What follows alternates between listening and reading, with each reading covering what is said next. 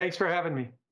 Jim, it's a pleasure to have you back. I should say right at the top of the show, you're a Chicago guy. You couldn't be with us at the Real Vision party last night in New York City. So much fun. You would have had a blast. Yeah, it sounds like it would have been sleeping till 1:30 in the morning, I guess, if I was there, or 1:30 in the afternoon if I was there. Some of us had to be in our first meeting for Real Vision at 10 a.m., which is, it was tough. It was tough. But incredible, just the subscribers that we met, just how cool and sophisticated and smart and interesting they were. A great room full of people, and thank everyone who came out, people, particularly people who flew from across the country to be here with us. It was a great party. Jim, that said, it's a busy day in markets, busy day in crypto. Let's jump right in. What are you looking at right now? Give us your 50,000-foot overview of what's happening in the macro world in the capital markets. Well, in the macro world, I think that there's two big stories going on. Story one is inflation and the economy and what its direction is. And it seems like inflation up and the economy slowing. And then story number two is the histrionics in Washington. And they're looking more and more like they are becoming a real issue. Let me start with story one with inflation.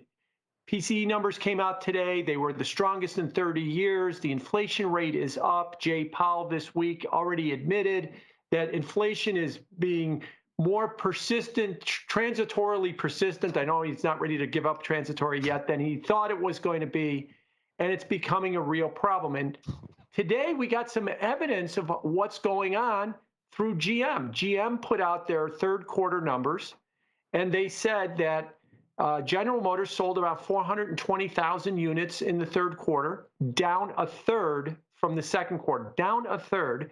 And the reason is the intractable supply chain shortage, the chip shortage, semiconductor shortage.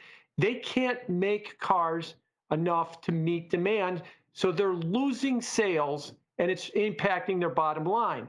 At the same time, they also said the average price of a GM car is now, get this, over $47,000 a piece for a GM car, up almost 10 grand in the last year.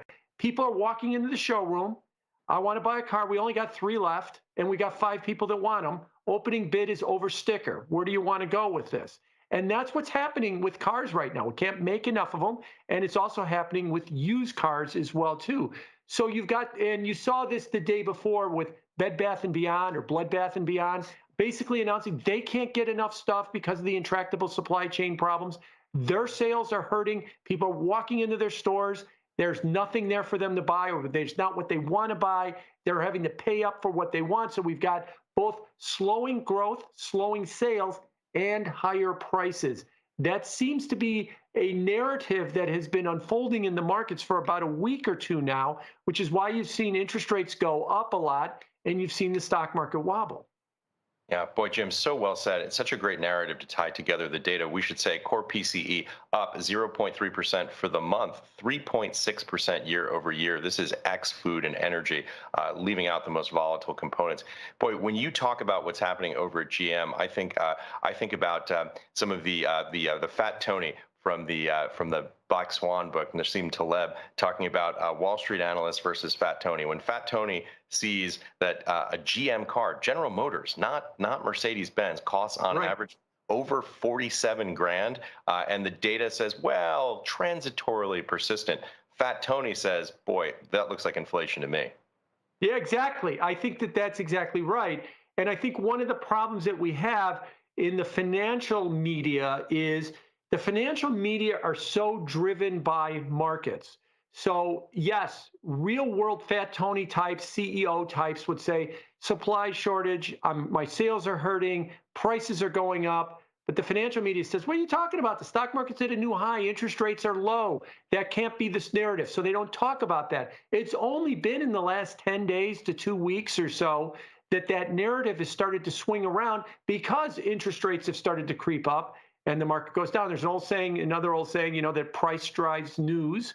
And that seems to be where we are. But most people outside of watching tick by tick in the markets that work in real businesses, if you want to call it that, would have told you all summer that they're finding it harder and harder to get materials, harder and harder to get workers, and that and their costs are going up, and they're able to pass along those costs because people are willing to pay up, whether it's for a house, a GM car, or something at Bed Bath & Beyond. They're just willing to pay up for it, and that's what you're starting to see filter into these PCE statistics as well, too. Yeah, Jim, that can't be a brick wall in front of us. I'm looking in the rearview mirror and the road's perfectly clear. Exactly right. Exactly right. So let's switch gears here a little bit and talk about what's happening in Washington right now with the budget. It appears as though the budget and the infrastructure bill, it appears as though President Biden is either heading to the Hill or there right now. It's supposed to come up for a vote yesterday, Thursday. It did not because of some internal dissension in the Democratic Party. It seems as though there's a rift between progressives and centrists. Yeah, it was supposed to come up yesterday afternoon. It was supposed to come up yesterday evening. It was supposed to come up Wednesday. It was supposed to come up Monday. It was supposed to come up today for a vote. And I think you're right. What that's showing you is there's a problem in trying to get this done. And this is different because this is Democrats among Democrats, an inter-party squabble between the progressives and the moderates about what they want to do. The Republicans have said basically in their best Cosmo Kramer, I'm out. I'm not going to play with this game. And that's a reference for you right there. And they're going to let the Democrats play this out. And they can't come to an agreement with each other. The debt ceiling is tied up with this as well, too. If they cannot get a deal done, then, we could have a problem with the debt ceiling. More and more, that's starting to creep into the markets as well, too.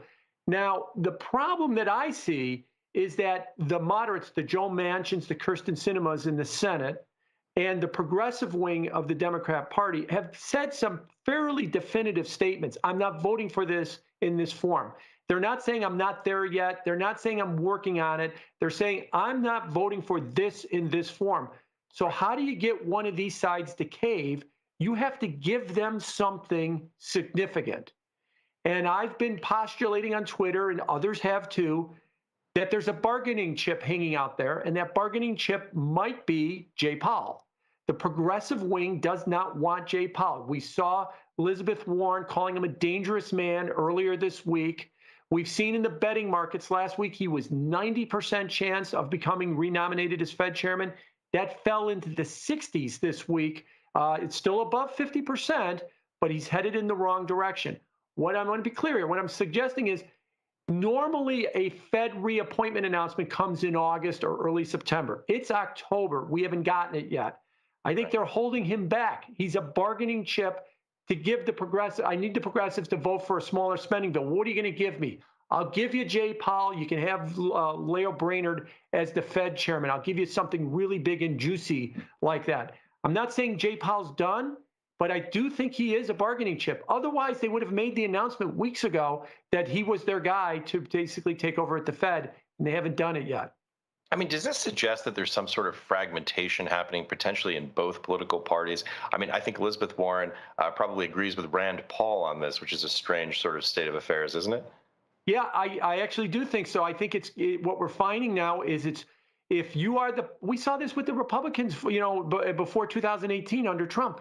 When you are the majority of everything, that might be harder to get a deal than when you have a split Congress and you're forced to make some kind of a bipartisan deal, even if it's for a handful of votes on the other side. And the Democrats are having that problem too. It's harder for them to agree among themselves than if they had to find a deal with Republicans. Yeah. Jim, as we talk about macro issues here, about things like infrastructure bills, we talk about inflation, I want to jump in and take a look at a clip with Keith McCullough from Hedgeye, sitting down with Raul on his new show, The Journeyman, talking about PMIs, job reports, rate of change. Let's take a look at this clip now on Real Vision's Essential tier. The two big ones are inventory and the services sector. So the services sector, if you just take it and quite literally put a rate of change map on top of the variant and its acceleration into August, what you see is that the services economy, fully loaded with employment, slowed. And it didn't slow like immaterially. It was a horrendous jobs report. We saw a series of diffusion indexes slow on a sequential basis. They were already going to slow anyway, Raul, because we had the peak of all peaks in rate of change growth and inflation in the second quarter. They just started to slow at a faster rate in August, and anybody who uses a stochastic methodology like I do could have seen that. So what I'm saying is that, again, COVID cases roll over and the services economy takes off. The bottlenecks start to come unglued, albeit at whatever pace they do. There's a whole bunch of bottlenecks, which we can discuss.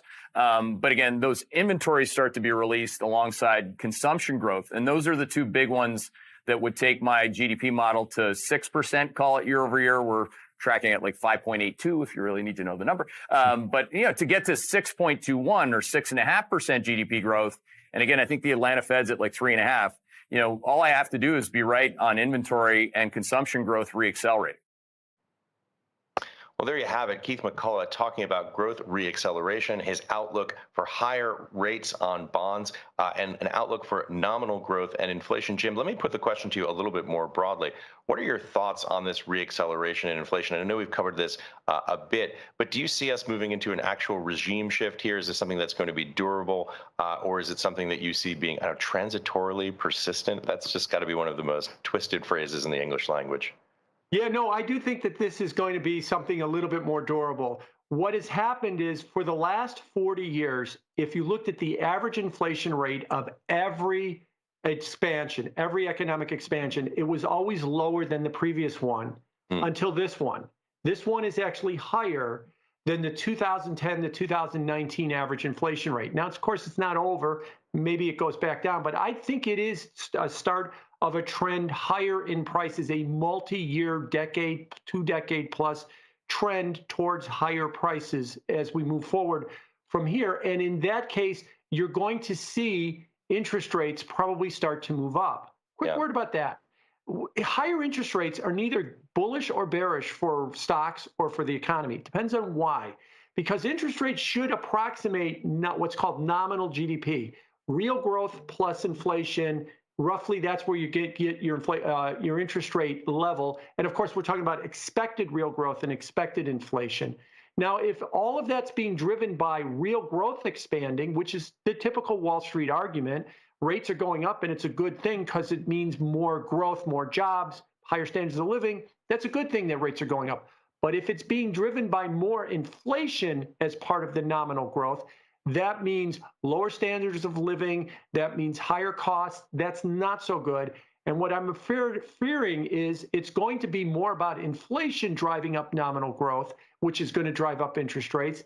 And that's you're seeing it even this week and stuff, that when rates started hitting 155, stocks get a little bit weak in the knees. Not a lot, but they're starting to notice tech stocks, which are supposedly long duration assets, are starting to notice that interest rates are going up. And if they continue on this path because of inflation, it could continue to be a bigger problem for the stock market and maybe the economy.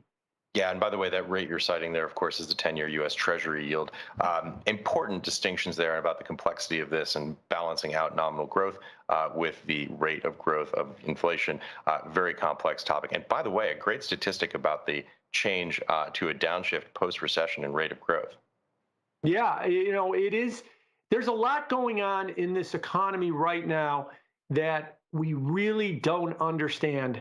There was a paper last week by the Federal Reserve by an economist named Jeremy Rood, who basically said that the Fed's anchored expectations theory that they use to tell you that inflation remains well anchored around our 2% target, that doesn't work. That anchoring inflation is not really a thing, and that it could lead to policy errors. And add into that we're in a pandemic revival. We're in an era now with the economy that a lot of us are just feeling around in the dark. There isn't a lot of, history that we could rely on. There's any history in some cases we could rely on. Oh yeah, the previous expansions were like this and the previous recoveries were like this. There's some of that going on in this economy. And then there's some of it that is so completely alien. People quitting their jobs, not wanting to go back to work, the supply chain shortage, just to name a few examples of things that are unique to this recovery cycle that we haven't seen before. Yeah. Jim, give yourself a big pat on the back. You and I, of any two people in the world, we've just gone 14 minutes and 45 seconds without mentioning crypto. I got the shakes. So let's jump in. A lot of news flow on the crypto front. Where do you want to start? Oh, well, let's start with chronologically with what Powell said earlier this week. He talked about that he doesn't want to regulate stablecoins. I think that not only is correct, and I always thought that the Fed was like that, but let me back you up a week before that. Then when he was asked in the last question of his presser whether or not they would finally release this paper on central bank digital currencies. Now, to remind everybody, Powell said that this summer they were going to release a position paper, not a white paper, not in a schematic of how it's going to work, but just here's what we're thinking about with a CBDC, a central bank digital currency, which is a version of a stable coin. And it'll be out this summer. Then it'll be out in September. Then in late September, he said, it'll be out soon. So it seems like the closer we get to their target, the further away it becomes. And I think it's largely because the central bank is really struggling to understand the crypto space, stable coins, a CBDC, what they're trying to fix, how it fills in with the banking system. They put it all together and they're lost and they don't quite know what to do. So I'm not surprised that Powell comes out and says, I don't want to regulate stable coins. I can't even figure out how to put out my own stable coin, which is a CBDC, let alone be responsible for regulating all the other ones. Yeah, and of course, the other big news with Chair Powell today is saying that he did not want to ban crypto. And we're seeing pretty significant price action right now on this. Looks like we're just a skosh below 48,000 right now on Bitcoin, 47,880, trailing 24 hours up 9.6%, just under 10% in trailing 24 hours, and up 12.5% 7 days. So significant price action there to the upside. I never thought they were going to ban crypto. Now I'm going to go all cynic on you here. I remember when they were really pushing to ban cigarettes about 30 years ago, and they decided, yeah, let's not ban them. Let's tax the hell out of them. And that seems to be where I think they want to be with crypto. They look at the crypto space as a potential place that they can get revenue as opposed to wanting to ban it. Now, of course, I'm being a cynic here, but also on the other side, I don't think they can ban it. I think they could maybe ban it from some of the on-ramps and off-ramps, but they can't stop people in the Philippines or Vietnam or Nigeria from trading cryptos. And they're going to continue to trade them whether we ban them or not. And so they're going to have to understand this is a reality that they're going to have to live with. Yeah, I think there's a lot of profound wisdom in what you just said there, Jim. First of all, absolutely, it seems like it would be something that would be almost impossible to ban. You could restrict it, you could tax it greatly. And there's also a sense that perhaps maybe this is a bit of an opening gambit sort of thing from a negotiating perspective. You start tough, you give a little ground. The exact quote today was that he was asked if he had any intention to ban or limit the use of cryptocurrency, and he said no intention to ban them. Right, exactly. And I don't even know if the Fed alone also has the ability to do that. I mean, ban it, it would be a multi-agency effort through the SEC, the CFTC, the OCC, the Federal Reserve, some of the state financial services regulators as well, too. And not all of them are on the same page right now. Yeah, spot on. What we do see, though, certainly the biggest jump since July in price. You bring up stablecoin. This is an important thought as well. Wall Street Journal out today citing sources familiar with the matter, presumably within the administration, citing the need to regulate stablecoin. The Journal story cites specifically financial stability concerns. I would probably add also AML, KYC, SAR as being things that the government, that the administration would see to be in their interest to regulate stablecoins for. Thoughts there? Yeah, two thoughts. One, stable coins are what worry them more than the other tokens and coins that are more objects of speculation, because a stable coin looks more like what the banking system does. It's a deposit, it's a transfer of wealth from one wallet to the other, and they're very, very concerned that this could wind up eating away at the financial system itself. In fact, it already is, and to some degree. And then there's the big elephant in the room that really worries them, and that's Diem, which is the old Libra Facebook project. Look, whenever and I'm going to channel my inner Raw Paul here, whenever a network with 3 billion people decides to come up with their own currency, a Diem stablecoin, they stop being a company and they starting to look like a sovereign nation at that point, because they have their own version of a reserve currency. Maybe that doesn't happen because it's Facebook, but do not underestimate the sheer power that putting out a stable coin into a network of 3 billion active Facebook users could have. And you saw this in 2019 when the original Libra project came up. Before it was even a white paper, Congress was holding hearings and freaking out about it because they saw the immediate threat it had to them in the financial services business. Yeah, it's interesting. I don't see DM as something that should worry them. Why? Because it is a company. It's headed by U.S. persons. You've got a guy named Mark Zuckerberg who's got a address in Palo Alto, California, or thereabouts, with a net worth in the centi billions of dollars. I don't think that these are folks who want to rock the boat. What they should be concerned about is the decentralized aspect of stablecoin creation. When you have U.S. persons who are tremendously wealthy, they tend to toe the line when you come down hard.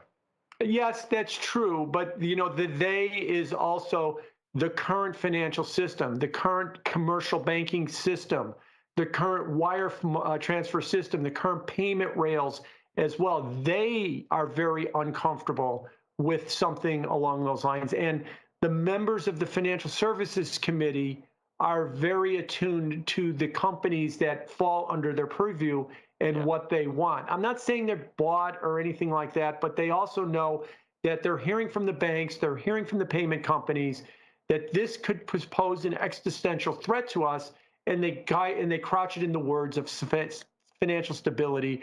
And let's face facts, Ash. We're talking about congressmen, so 90% of them have no idea what they're talking about when it comes to a stable coin to begin with. Yeah. And when they tell them that it poses a financial stability risk, oh, I understand financial stability risk. I don't know how, but I'll take your word for it, and I'll be very worried about it. Right. Look, and I don't want to be too cynical here about their motives. I'm sure they're coming from the right place with this. But look, they're very much bought into the existing system, the existing framework, the traditional financial system. They talk to these folks. They have lunches and dinners with them. They listen to that perspective, and they're very much bought into the system. It's hard for them to make that perspective shift.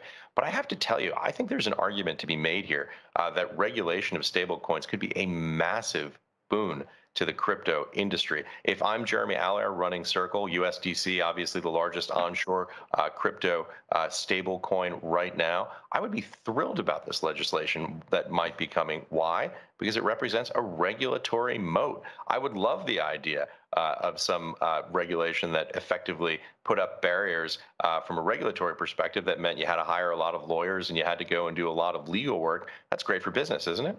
Or am I being cynical now? No, I think it is. And I think that the industry, to some extent, wants that regulation and that moat. See, here's the problem.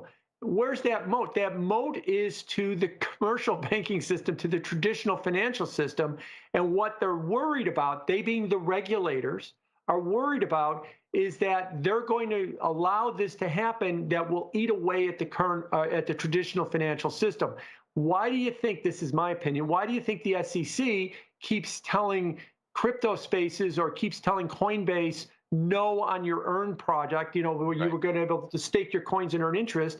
No, you can't do it. And when they said, why not? They said, if you do it, we'll sue you. Well, what's the rule here? Don't do it. And that's basically all you can get out of them right now, because they're afraid that if they give you rules and they talk about, what is the definition of a security, that the smart people at Coinbase and everywhere else in crypto land will run circles around it, and then they will moat themselves off from the traditional financial system and put the traditional financial system at a disadvantage. But here's the flip side. As soon as this gets regulated, as soon as there are guidelines in place, for example, for stablecoins, if Circle and others have very clear guidelines and they go and they do what they need to do, which I'm sure they would, given the regulatory environment they face, why wouldn't my neighbor, Jamie Dimon, dive in with both feet? Because he would, but what he'll find is that he's diving into an ultra competitive, low margin business compared to the business that he's in right now. It's not as competitive, and it's a much higher business. That is the traditional financial system that he operates in right now. So that's why he would do it. And by the way, Ash, congratulations that you're living in neighborhoods with Jamie Dimon as your neighbor. Yeah, well, I'm on the fringe of the neighborhood. He's about a block and a half south. I can see his building if I cant my head a little bit to the right. But I am curious, does Jamie Dimon care about margins, or does he care about not being the business that gets interrupted? You don't want to be the LP producer of vinyl records when we're going digital. I think they have no choice but to jump in when there's regulation that puts up a framework for participation in the stablecoin space. I don't know, maybe I'm wrong. Well, if that's the case, if they're seeing the writing on the wall and they're saying we got to get in, we're only seeing some select examples of that happening within the traditional financial system that they're jumping in. Interestingly, today, and I think it's a significant story, SocGen has come out, another French bank, has come out with a unique proposal, which, if it follows through, can be very significant.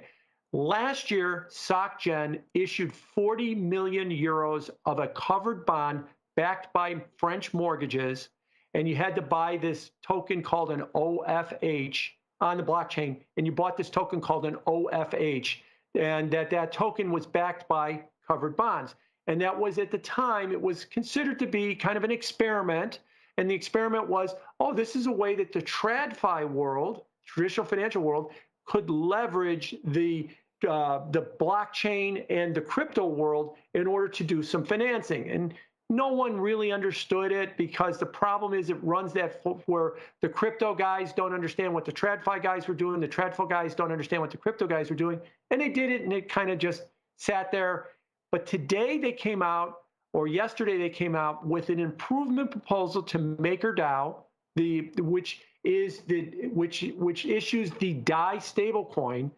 That if we take these 40 million OFH tokens and we stake them, can we get $20 million worth of DAI, or 20 million euros, or the equivalent of 20 million euros worth of DAI, 50% collateralized, and then they could use that DAI supposedly to go out and then either stake that or purchase other cryptocurrencies. In other words, what I'm talking about is, everybody always asks, all right, DeFi is interesting, but how does the real world use it? Well, here's an example of how the real world uses it. A bank issues bonds. Those bonds are issued on the blockchain. They're backed by a token. That token is then taken to somewhere like DAI. It is staked as a stable coin. They get it's staked. They get the DAI stable coin, and then they could stake that and earn extra interest, or they can buy Ethereum, or they can buy any other token that they want. And you're merging the two worlds a little bit more. Right. The other thing that's interesting about their proposal is they did talk about that they need to talk about the legal entities to do this. Now, that's code for DAI is a MakerDAO, DAO's in their name, is a decentralized autonomous organization. Other than the state of Wyoming, that's not a legal entity. So it's hard for a legal entity like a French bank to do a deal with something that is not recognized by the law as a legal entity. Because if they default on it, what's the restitution that you go back to them at? But they're working right now, and that's why you have all these hops, that they're working on this now to figure out, how can we do a deal with DAI? How can we do a deal with a DAO, merging the two worlds together? So what else did we see come in the last 24 hours? More evidence that the gigantic traditional financial world is kind of merging in a little bit to the crypto world. And you want that, because there's a lot of money in the traditional financial world that would like to go in the crypto, and they want to do something other than just open a MetaMask wallet, not forget their seed phrase, or they lose their money. And they want to do something a little bit more sophisticated with that. And this is one of those steps. Yeah, extremely well explained, and a very complicated issue, we should say. So MakerDAO is in fact a DAO. DAI, a decentralized stablecoin, doesn't function quite the same way that the others do, by being backed by cash or cash equivalent securities. So a very clear explanation. By the way, for those who are crypto novices who may have gotten a little bit lost in the weeds, I think that the Jim Bianco Cliffs Notes are, the merger is coming, even though it's baby steps, 20 million here, 40 million there.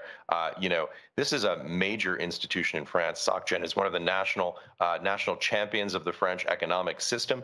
For them to be wading in suggests that this is something that people are taking very seriously, and they are actually taking those initial steps, though there are, as you say, a great number of hops to deal with all of the legal, technical, regulatory compliance complexity. And they found, in what SocGen is telling us, is they're finding that it's worth their effort to try and make all those hops and try and bridge these two worlds. So if you didn't quite understand what I was saying, understand that a big major bank is trying to bridge these two worlds. And there's going to be more of this, not less of this. And this is going to bring more people into the crypto space, not drive people out. And all the talk of regulating it and the Chinese kicking everybody out and banning it yet again isn't really having any effect on the price and the downside. But these kind of stories have effect on the price and the upside, because that's the path that we're traveling towards, more adoption, not less. Yeah, I think that's spot on and very well said. Jim, as usual, we tend to run over here, but I wanted to jump in and hit a couple of questions here because we've got a lot coming in from the audience. Here's one that comes to us from Andy Hung, and the question comes to us from YouTube. It's, what does Jim Bianco think about the chances of a Bitcoin ETF here in the United States? I think it's very high right now. I think that there's a lot of organizations like Fidelity that are pushing very, very hard to get a crypto ETF, a Bitcoin ETF going. If there's one worry I have is I believe, Ash, if you know, there's like 9 or 10 proposals for a crypto Bitcoin ETF in the United States, that once the SEC gives approval to one, they're going to give approval to the other 8 or 9 very fast. Right. And what is going to happen is you're going to go from nothing to like 9 choices at once. And, you know, the fear is that none of them will actually achieve critical mass because we've just watered it down among too many options all at once. But short of that, I do think it's coming, and it's going to come sooner rather than later. If nothing else, you saw what ARK is doing. They're going to go to Canada and they're going to start buying them because there is a crypto ETFs in Canada. There will be crypto ETFs in other countries, and we're just going to lose that business, and that's going to be an argument that the SEC is going to be hard to turn down. Yeah, extremely and well said. I just wanted to get one more question here. Boy, Jim, all these questions today, they're all about crypto. Every one of them. Every one. It's the most interesting thing going on right now. Yeah. So the question comes to us from DBL, and this is from the Real Vision site. Hey, Jim, any reason to fear regulating stablecoins like money market funds? Would that kill the yields there? Interesting question. Yeah, would it kill the yields there? Not necessarily. It might kill the yields when it comes to if you're going to do it on a BlockFi or if there was ever a Coinbase Earn or something like that. But if you went purely into the decentralized world and you were staking your coins through an electronic wallet on an Aave or a Compound or something along those lines, no, I don't think it's going to really hurt those yields as well too, because that stuff's outside of their reach right now. So, right. But maybe, you know, with some of the stuff that BlockFi is doing or Gemini is trying to do or Coinbase is trying to do, it might hurt it in those respects. Yeah. Jim, always a pleasure to have you on the show. This is it, the best of both worlds, macro, capital markets, digital assets, and cryptocurrency. Final thoughts as we end the show here on a Friday afternoon for the week. Yeah, I think watch what happens in Washington over the weekend, because the longer they go without being able to agree, then the harder it becomes. And without them being able to agree on something, then the debt ceiling might become an issue. And if it is an issue, yes, it will eventually get raised, but that doesn't mean it can't be messy and ugly before we get to that point. So we're not at the code red point yet, but we might be by early next week if they can't get something together. Yeah, exactly as you said earlier, another bargaining chip potentially getting thrown onto the poker table. Right. Yeah, Jim, always a pleasure. Thanks so much for joining us. Thank you. Thanks for watching, everybody. Have a great weekend.